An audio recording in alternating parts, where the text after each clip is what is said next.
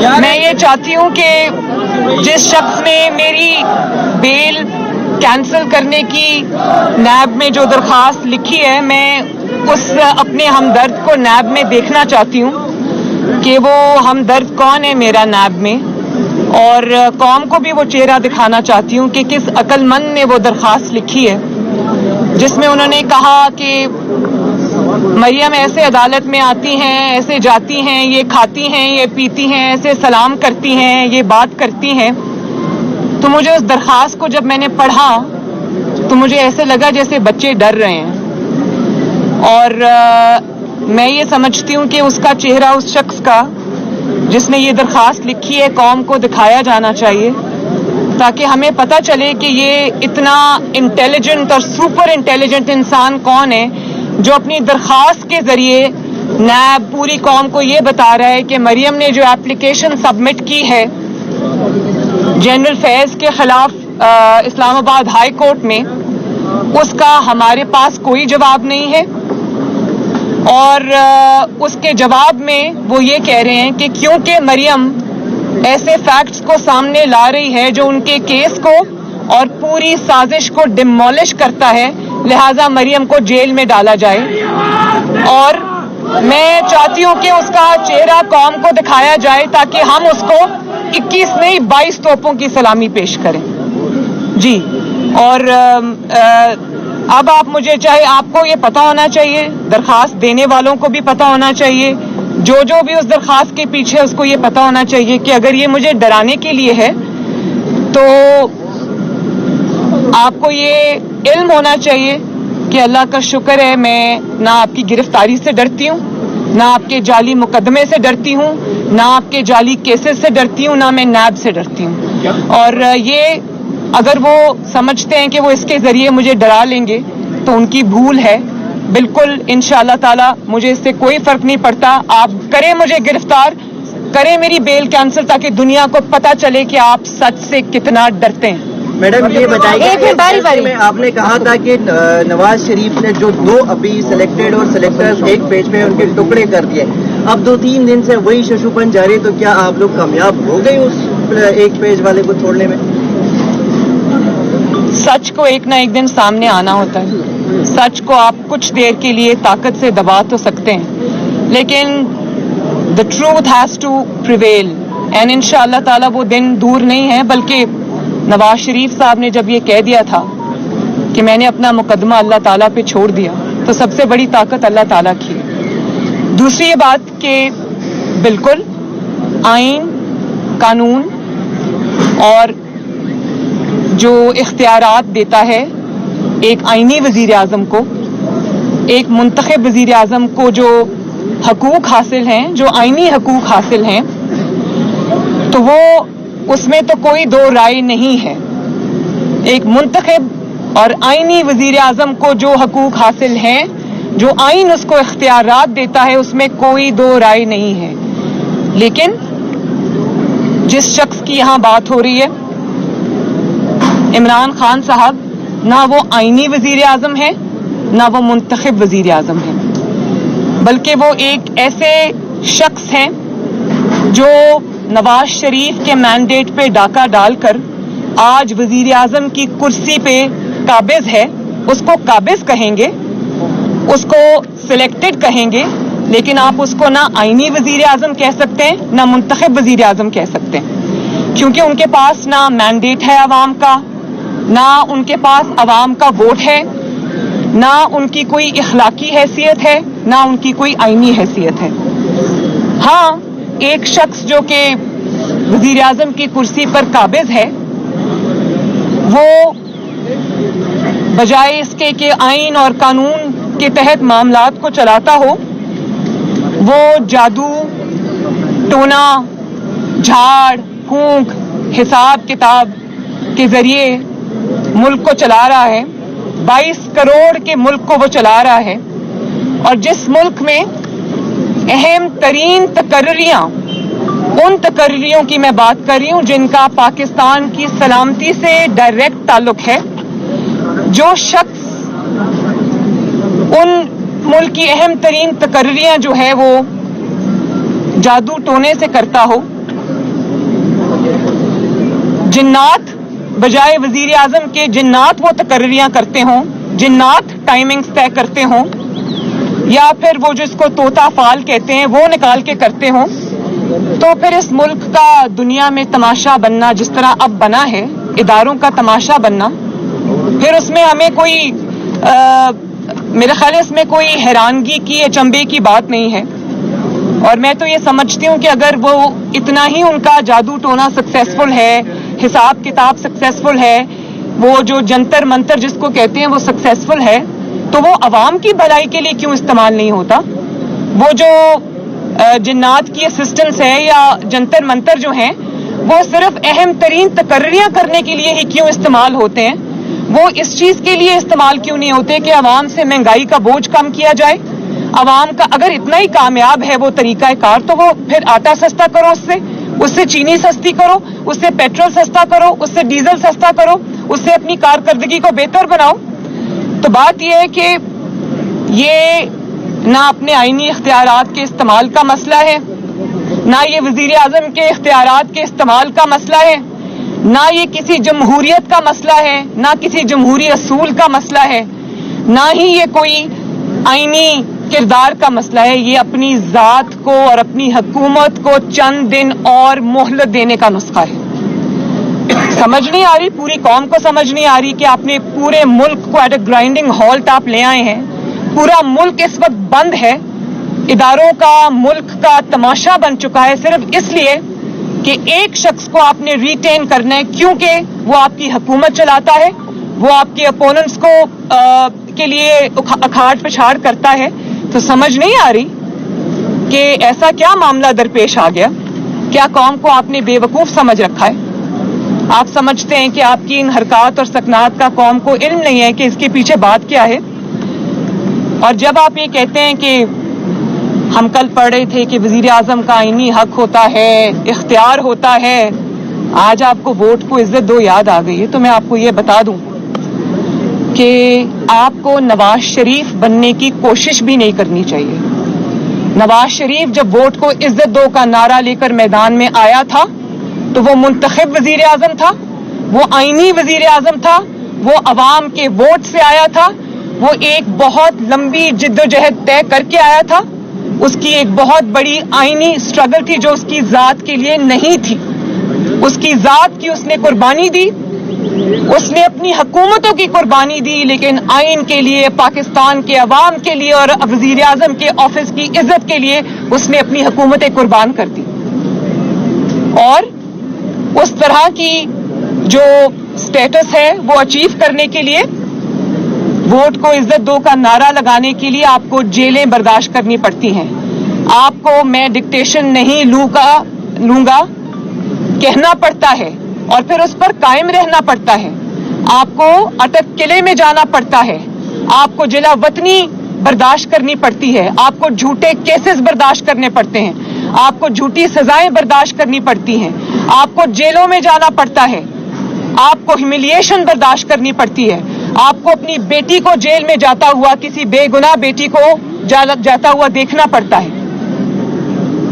तो आप इमरान खान साहब से मैं ये पूछना चाहती हूँ कि उनकी सियासी पहचान क्या है, उनका सियासी तशख्खुस क्या है?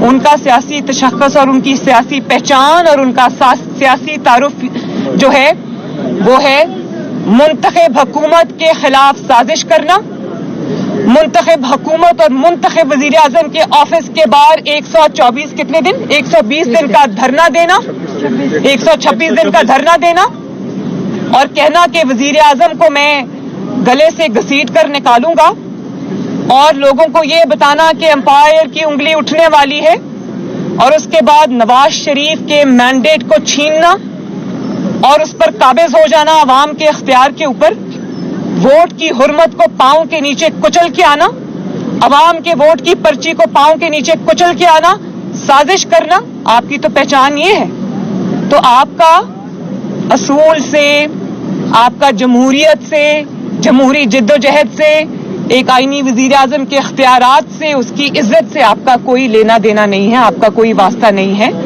तो नवाज शरीफ बनने की तो कोशिश भी ना करना, और शेर की खाल पहनने से कोई शेर नहीं बन जाता। मैडम एक सेकेंड, और फिर आप कहना चाहते हैं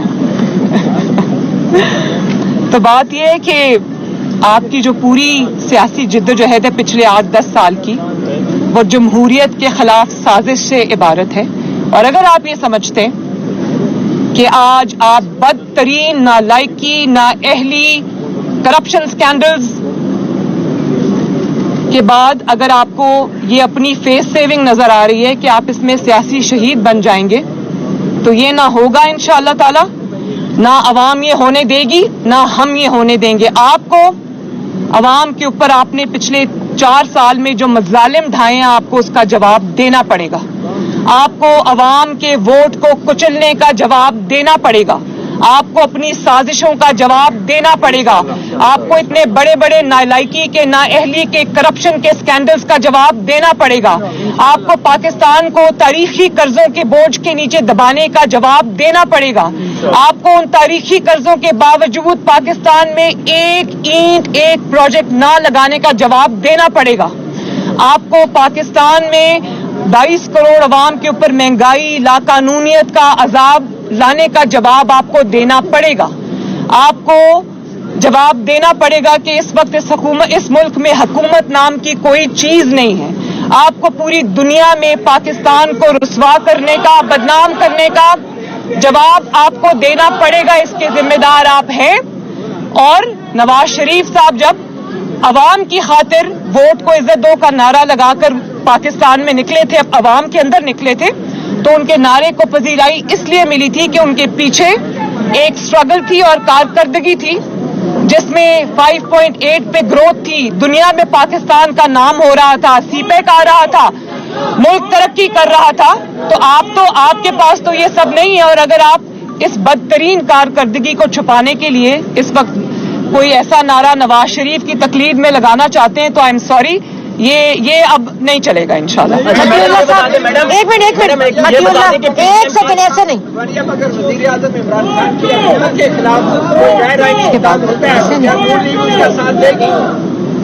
मैंने आपको पहले ही बता दिया कि गैर आईनी जो इंसान जिसका नाम इमरान खान है, वो आईनी और मुंतखब वज़ीर आज़म नहीं है, और वो आइन को रोंद के आया है, वो आइन का मुजरिम है, उसको वो जवाब देना पड़ेगा पहले। अच्छा मैडम, ये बताएं कि पीडीएम की 2 बड़ी जमातें हैं। एक सेकंड मैडम ये बता दें, वज़ीर आज़म इमरान खान कहते हैं मैं और नहीं दूंगा, नया पार्टी में आया है, क्या ये समझे?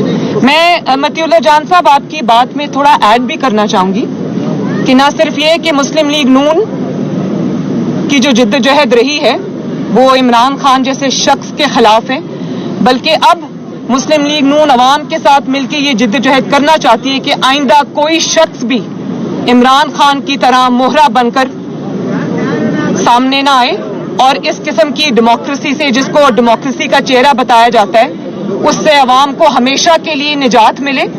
और मुंतखब वज़ीर आज़म का जो स्टैंड होता है, जो नवाज शरीफ साहब का स्टैंड था और है, उसमें ताकत होती है, उसके पीछे अवाम की ताकत होती है। तो नौकरी और चाकरी करने वाले को सिर्फ नौकरी और चाकरी ही करनी चाहिए, उसको नवाज शरीफ की सूरत इख्तियार करने की मेरे ख्याल कोशिश भी नहीं करनी चाहिए। आप मुझे का खेज लगते हैं ऐसी बातें करने।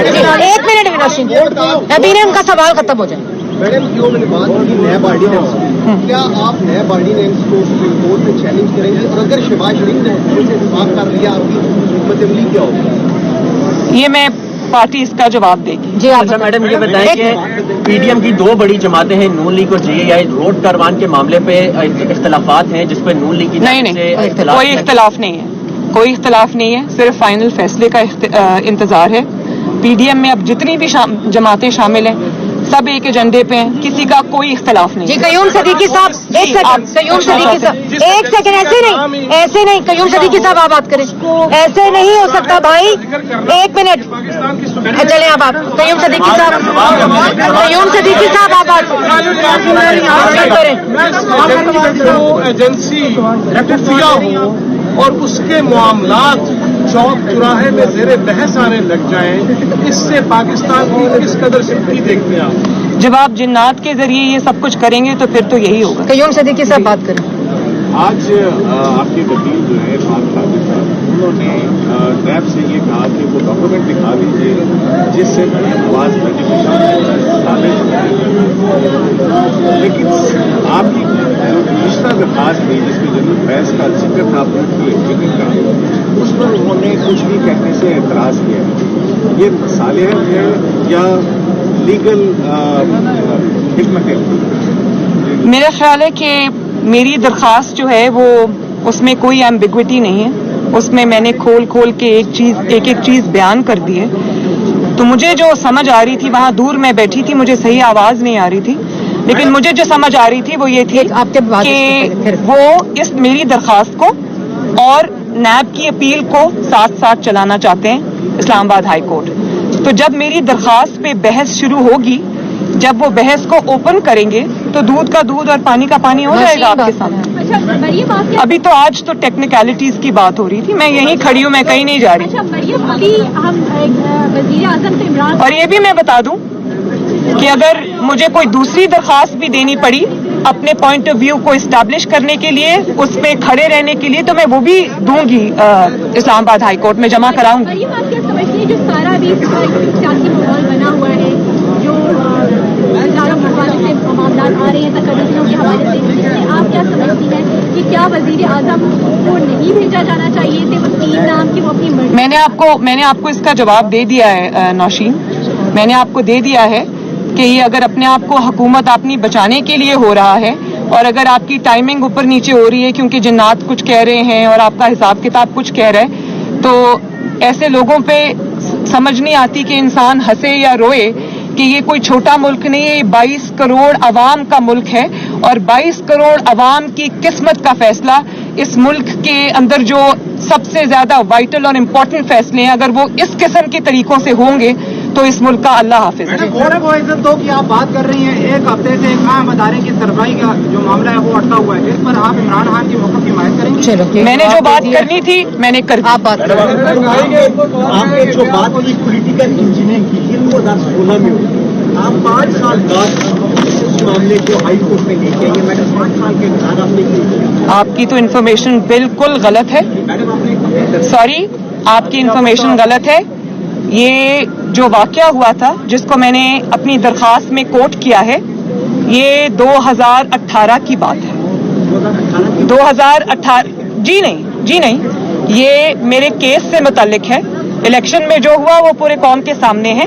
मुझे उस वक्त सजा हो चुकी थी और सजा के बाद ये बात सामने आई, मेरी सजा के बाद, वर्डिक्ट के बाद ये बात सामने आई, प्रॉबेबली जब मैं जेल में थी, तो उस वक्त ये बात सामने आई। तो फिर मुझे अब अपील के जरिए ये सारे हकायक एक रेलेवेंट मौके के ऊपर सामने रखने थे, मैंने रख दिए। आखिरी सवाल, आपने दरखास्त में कहा है कि शौकत सिद्दीकी साहब को, डीजीपी साहब को बुलाया जाए अदालत में। जी, आपकी दरखास्त में पॉइंट नंबर 22 है कि बेनज़ीर भुट्टो को भी इस तरह का रिलीफ दिया गया था ऑडियो स्कैंडल में। उसमें जस्टिस कयूम और उस वक्त के जो इंसाफ कमीशन के चेयरमैन थे, सेनेटर जो आपके रिलेटिव थे, उनकी ऑडियो लीक हुई थी सेनेटर सैफुर रहमान साहब की और उस पर के जस्टिस कयूम की। अगर अदालत जुनैद सफदर की अब फादर इन लॉ को बुलाती है तो वो आएंगे और आप इस चीज़ को कंडेम करेंगी कि उस तरह की जो ऑडियो लीक हुई थी कि बेनज़ीर को 7 साल बहुत शुक्रिया। एक तो उसका फैसला हो चुका हुआ है, दूसरा मेरे केस से मुतालिक मुझसे बात करें आप कहीं। Thank you.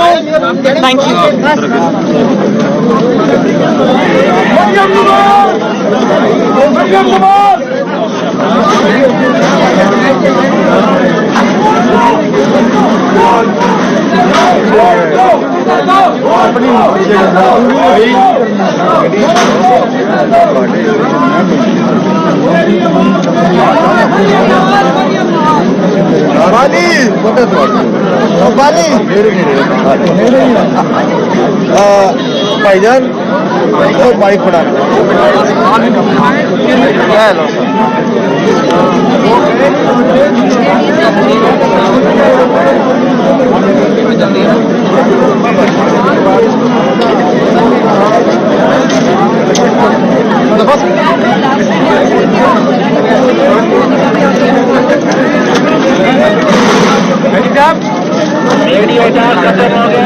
रवाना हो रहे हैं।